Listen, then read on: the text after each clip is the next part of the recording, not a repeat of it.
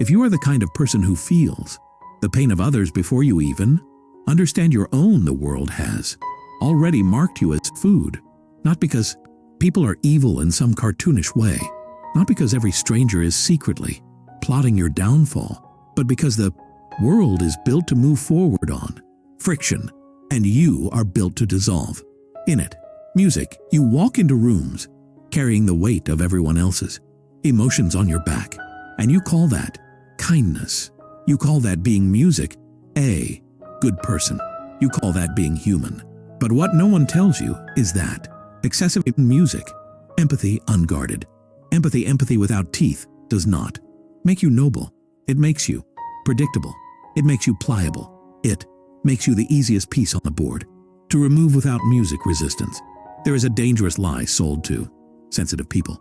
The lie is that if you are kind enough, patient enough, understanding music enough, the world will eventually soften in response.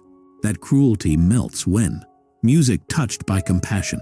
That people who take advantage of you will one day wake up and feel ashamed. This lie feels beautiful. It feels moral. It feels like the kind of story you want to believe about reality. But reality does not run on stories. Reality runs on incentives. And when music, the incentive structure of the world, notices that you give without boundaries, forgive without memory and sacrifice, without condition, it adapts around you. It learns how to use you, not always consciously, often instinctively, like water finding the lowest point to settle.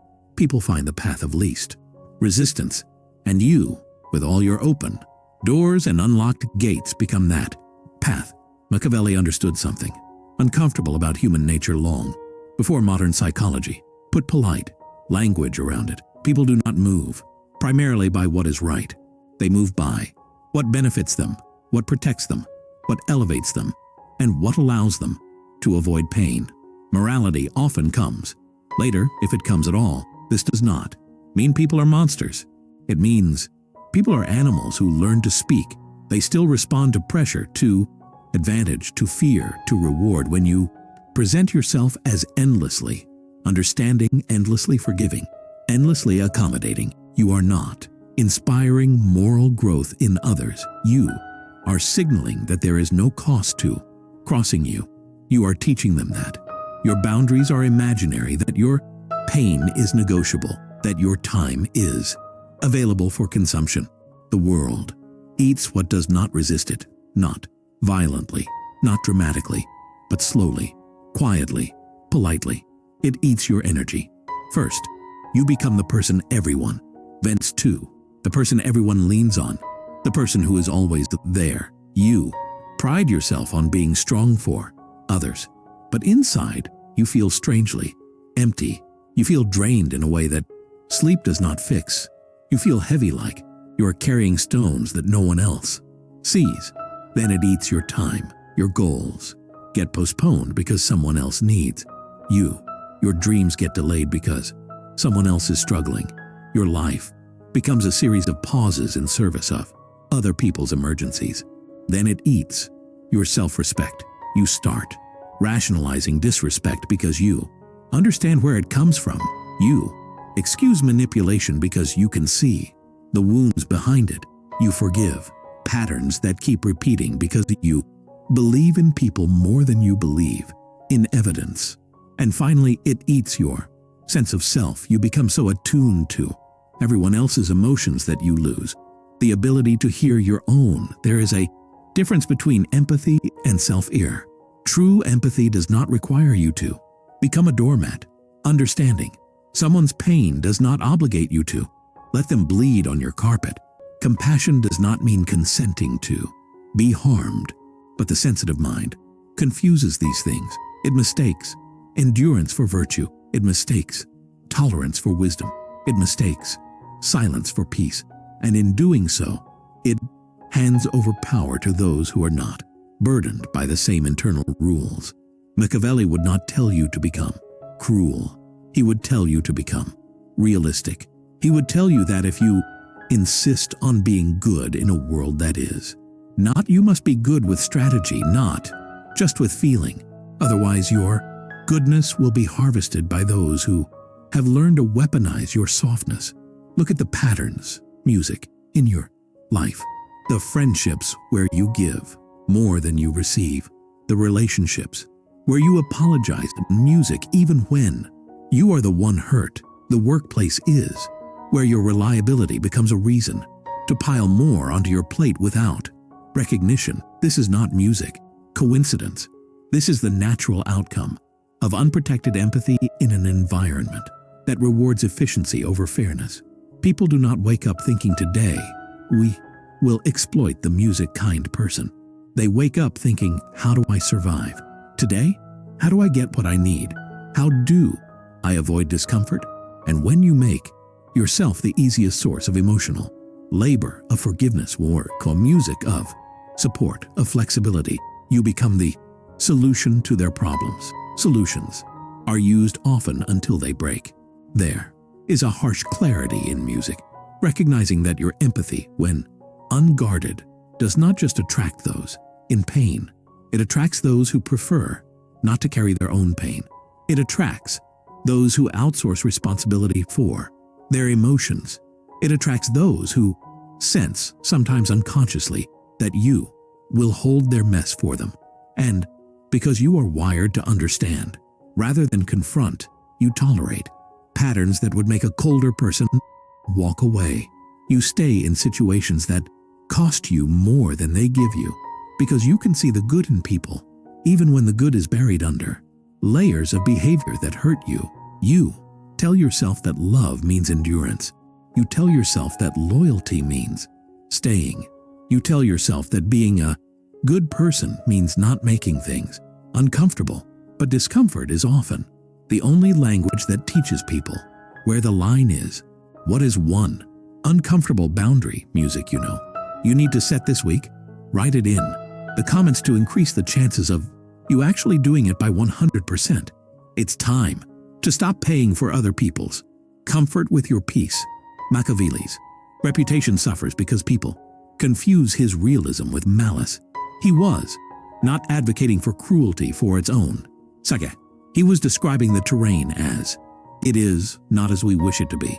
In that terrain, those who are purely gentle are not admired for long. They are managed. They are maneuvered. They are kept close for utility and distant for power. The world respects boundaries because boundaries introduce consequence. Without consequence, your kindness becomes a resource others feel entitled to. With consequence, your kindness becomes a choice they must value. You might think that being firm will make you cold, that protecting yourself will make you less human, that saying no will turn you into the very thing you dislike in others. But there is a difference between being heartless and being armored. Armor does not remove the heart. It protects it. The person who feels deeply but sets limits is not less compassionate. They are more sustainable. They can continue to care without being consumed. The person who feels deeply and refuses to set limits eventually burns out, becomes bitter, or collapses into numbness. The irony is that excessive empathy, when it leads to exhaustion, often ends in less empathy. You go from feeling too much to feeling nothing, because feeling everything without defense is unbearable. You also need to learn to disappoint people, not out of spite, not out of ego, but out of respect for your own finite resources. Every yes you give is a no to something else. When your empathy forces you to say yes to everyone, you are saying no to yourself in small, invisible ways that accumulate into resentment. Music and resentment poisons kindness. It turns generosity into obligation, and it turns care into currency. Music, you start keeping score in your head. Even if you pretend you are above that, you begin to feel unseen, unappreciated, taken for granted, not because people are evil, but because you taught them that your limits do not exist. The world will not reward you for bleeding quietly. Music, it will assume you can keep bleeding. If you want to move through reality without being consumed by it, you have to integrate a hardness into your softness. Not cruelty, but firmness. Not indifference, but discernment. Not suspicion of everyone, but clarity about patterns. Empathy without boundaries is not virtue. It is vulnerability without defense. And vulnerability without defense is not brave in a world that does not guarantee mercy. Before we continue, if you're finding truth in this so far, music, I'd appreciate a like. And if you want to hear from me again, make sure you're subscribed. Let's keep going. Now you will begin to notice that the people who benefit the most from your empathy are rarely the ones who grow because of it. They grow accustomed to it. They settle into it like a warm room they never intend to leave. Your understanding becomes the atmosphere they breathe, not the lesson that challenges them to change. And slowly, almost imperceptibly, your role in their life shifts from being a person to being a function. You are the listener, the forgiver, the one who always sees their side, the one who absorbs the emotional shock so music don't have to. You tell yourself that this is love, that this is loyalty, that this is what it means to be mature. But maturity without boundaries is not wisdom. It is self-neglect dressed up as virtue. The uncomfortable truth is that people treat you according to the rules you allow them to learn about you. If every violation is met with understanding instead of consequence, you're not teaching compassion, you are teaching permission. You are teaching that your limits are flexible to the point of irrelevance. Over time, this does something subtle to the people around you. They stop considering your emotional reality as something solid. Your feelings become a background noise that can be tuned out because they know you will rationalize their behavior for them. You become predictable in your forgiveness, predictable in your patience, predictable in your willingness to stay. Predictability is safety for those who want to act without restraint. Machiavelli would call this a failure of power, not of morality. Power, in its simplest form, is the ability to influence outcomes. When you refuse to ever impose consequence, you relinquish influence. You become a fixed point. Others can move around without adjusting themselves. This does not make you noble. It makes you irrelevant in the arena of change. The paradox is that the people who actually change others for the better are rarely the ones who tolerate everything. They are the ones whose presence introduces a cost to destructive behavior, not through cruelty, but through withdrawal, through refusal, through the quiet message that access to them is conditional on respect. There is a reason why certain people are treated with care even when they are kind. It is not because they are less empathetic. It is because their empathy is selective. It is given where it is met with responsibility. It is withdrawn where it is exploited. This selectivity creates gravity. People feel the weight of their presence. They know that crossing certain lines changes the relationship in tangible ways. This is not manipulation. This is clarity. It is the difference between being loved for who you are and being used for what you provide. The fear that keeps you from setting these limits is often rooted in abandonment. You worry that if you become music, less accommodating, less endlessly available, less forgiving, you will lose people. And you are right about one thing. You will lose some people, but you will not lose the people who value you as a person rather than as a resource. You will lose those who were attached to the version of you that made music their life easier at your expense. This loss feels painful because it forces you to confront the possibility that some connections were transactional, even if they were wrapped in emotional language. Letting go of that illusion hurts, but keeping it costs you more in the long run. There is a deeper layer to excessive empathy that rarely gets talked about. Sometimes it is not just about caring for others. Sometimes it is about avoiding your own conflict. When you focus obsessively on understanding everyone else, you don't have music to face the discomfort of asserting yourself. You don't have to risk being seen as difficult. You don't have to tolerate the tension that comes with saying no. In this way, unguarded, empathy becomes a shield against your own fear of confrontation. It feels virtuous, but it is also protective of your anxiety. You choose the pain of being taken advantage of over the pain of being misunderstood. One is familiar, the other is terrifying. Machiavelli would recognize this pattern immediately. He would see that your moral posture is also a strategic posture, even if you don't consciously intend it to be. You are choosing the strategy of appeasement in a world that does not reward appeasement with security.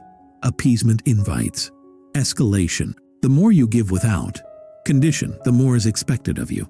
This is not because people are inherently greedy. It is because expectations adjust to what is consistently provided. If you always make space for others, they stop making space for you, not out of malice, but out of habit. The turning point comes when you realize that boundaries are not walls meant to isolate you. They are filters meant music to protect what matters.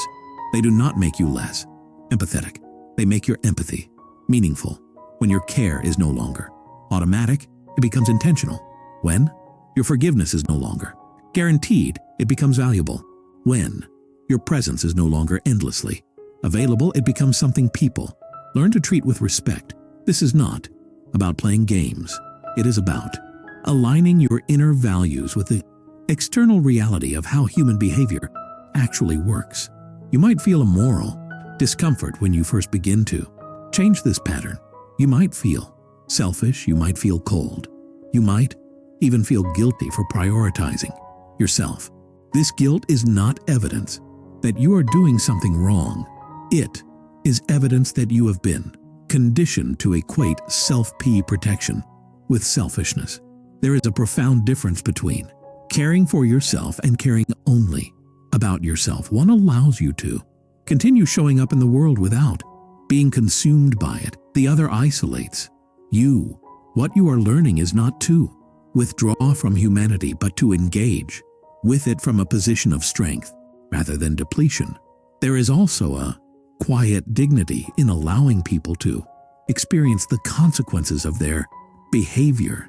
When you constantly cushion the impact of others' actions, you rob them of the feedback necessary for growth.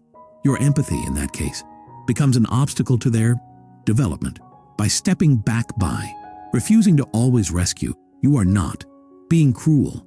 You are allowing reality to teach what your kindness kept shielding them from.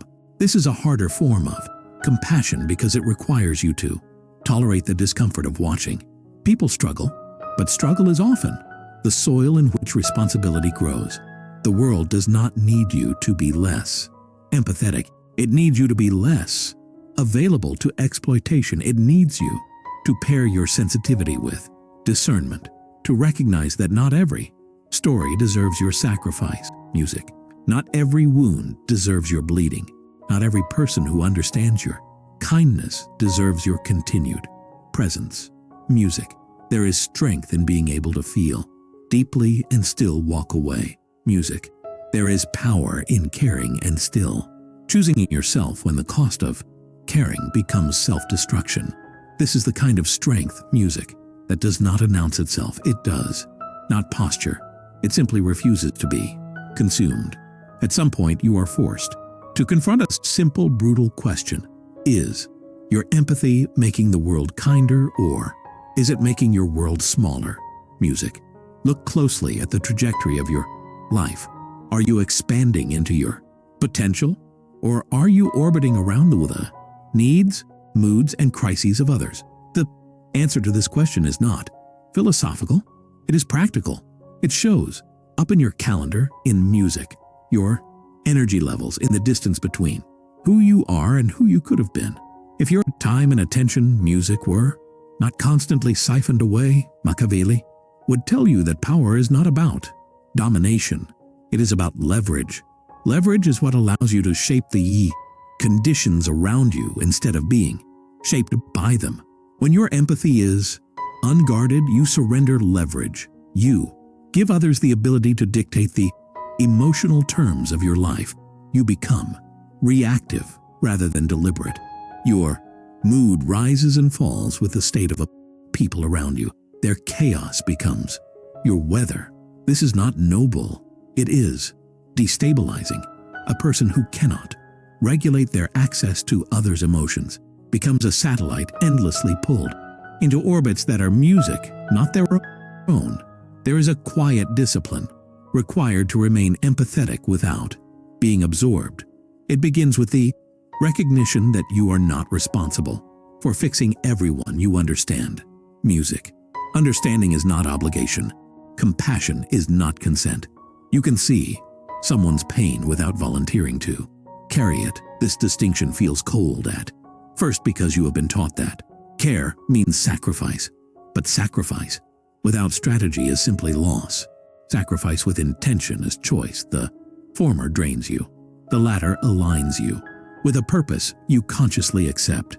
Notice how often you feel compelled to explain yourself when you set a boundary. You offer long justifications. You soften your refusal. You cushion your no with apologies. This reveals how deeply you fear being seen as unkind. But kindness that requires you to erase yourself is not kindness. It is submission. When you begin to state your limits plainly without excessive emotional labor to manage others' reactions, you will feel exposed. Some people will react with disappointment. Some will test your resolve. A few will attempt to guilt you back into the role you used to play. This is not proof that you are becoming worse. It is proof that you are changing the terms of access to you. There is a moment of loneliness that often follows this shift. The noise of constant emotional engagement fades, and you are left with more silence than you are used to. This silence can feel like emptiness if your identity has been built around being needed. But this space is not a void. It is room. Room for your own thoughts, room for your own projects, room for your own healing. The world does not suddenly become warmer when you overextend yourself. It becomes quieter when you stop doing so. And in that quiet, you finally hear your own voice again. Machiavelli's realism cuts through the fantasy that being endlessly good will be reciprocated with endless goodness. Reciprocity is conditional. Respect is earned through consistency. When people learn that you respect yourself enough to walk away from disrespect, they adjust their behavior around you. Not all of them. Some will leave. Some will reveal that they were only present because you were useful. Let them go. Their absence is information. It tells you which relationships were sustained by your self-neglect. It clears space for connections that can exist without consuming you. This does not mean you become calculating in a cold, cynical way. Music. It means you become conscious of the exchange of energy in your life. You begin to notice who replenishes you and who depletes you. You begin to notice which environments respect your limits and which erode them. You start making choices, not music just based on how much you understand someone's pain, but on how much your presence in their life aligns with your own growth. This is not cruelty. It is stewardship of your finite life. The world will continue to contain suffering. You will continue to encounter people who are hurting, confused, and flawed. Your empathy will still be a gift, but a gift is only a gift when it is given freely, not when it is extracted through guilt or expectation. When you learn to withhold your empathy from situations that harm you, you do not become less human. You become more whole. Wholeness is what allows you to offer care without losing yourself in the process. Music. There is a strange freedom in accepting that you cannot save everyone and that it is not your role to try. This acceptance does not make you indifferent. It makes you grounded.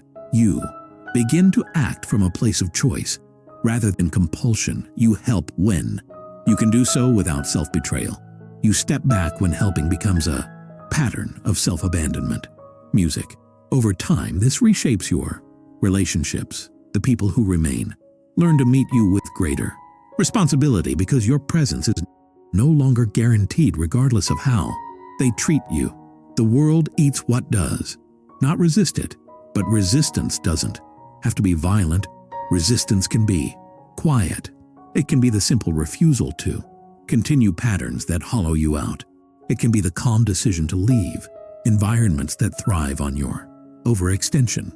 It can be the internal shift from proving your goodness through suffering to embodying your worth through self-respect. In this resistance, your empathy does not disappear. It becomes tempered by wisdom.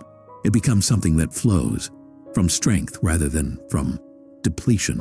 And in that balance, you stop being food for the world and start becoming a force that moves through it without being consumed.